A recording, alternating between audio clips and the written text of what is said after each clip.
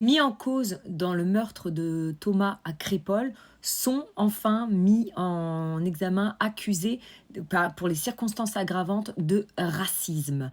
Enfin, il est temps, parce que ça fait 2 ans et demi, presque 3 ans, que les témoins hurlent qu'il y a bien eu des propos racistes anti-blancs. Alors, on va remettre un petit peu le contexte de tout ce qui s'est passé à Crépol, justement, ce soir-là. C'était en novembre 2023. C'était lors du bal d'hiver à Crépol. Donc, c'était un bal qui était là pour passer un bon moment. Là, ça avait été organisé par la municipalité et c'était sur inscription. Et ce qui s'est passé ce soir-là, c'est qu'il y a des grosses pourritures qui sont arrivées de Romans-sur-Isère, qui n'étaient pas prévues, qui ne s'étaient pas inscrits et qui sont rentrées.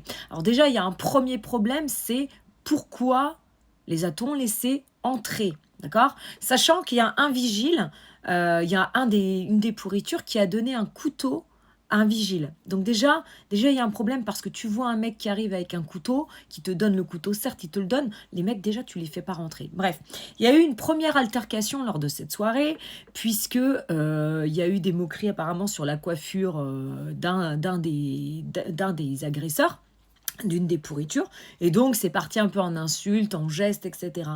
Sauf qu'après, ça s'est poursuivi à la fin du bal, à 2 heures du matin. Sur le parking, il y a une autre voiture qui a débarqué avec des pourritures de Romans-sur-Isère, parce qu'évidemment, comme c'est pas des courageux, ils appellent à la rescousse. Et donc, c'est parti vraiment en grosse rixe. C'est parti complètement en live. Et on sait ce qui s'est passé, malheureusement, puisque Thomas, 16 ans, a trouvé la mort ce soir-là par coup de couteau. Aujourd'hui, le procès est toujours en cours puisque il y a 2 grosses questions qui sont en train d'être posées. C'est qui a porté le coup fatal? Ça, ils n'arrivent pas vraiment à le savoir. Et le mobile. Alors le mobile, le mobile pour moi, il n'est pas très compliqué. On a des pourritures qui sont arrivées, qui n'étaient pas invitées, qui se sont incrustées dans un bal et qui ont foutu la merde. C'est aussi simple que ça. Et qui sont bien évidemment arrivés avec des couteaux sur eux. Qui vient à un bal pour faire la fête avec des couteaux? Qui vient équipé de cette façon-là?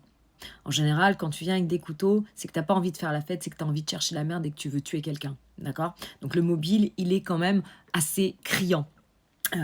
Ils ont appelé des copains, enfin des pourritures comme eux, hein, pour venir les aider. D'ailleurs, il y a eu la mort de Thomas, mais il y a eu aussi pas mal de blessés ce soir-là, des gens qui n'avaient rien demandé non plus à personne. Donc là, aujourd'hui, il faut savoir que ça fait quand même 2 ans et demi que les témoins crient qu'il y a eu des insultes racistes et notamment la phrase «on est là pour planter des blancs» et avec le mot «gouer» qui revenait régulièrement. Gouer, c'est pas un mot affectueux, on est d'accord? Voilà. Et donc aujourd'hui, enfin, les circonstances aggravantes de racisme sont mises sur la table.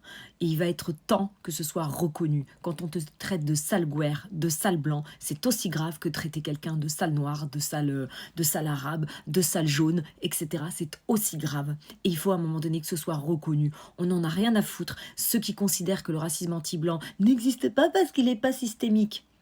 Eh bien, sachez une chose, ça devient systémique et de toute façon, tous les racismes doivent être dénoncés.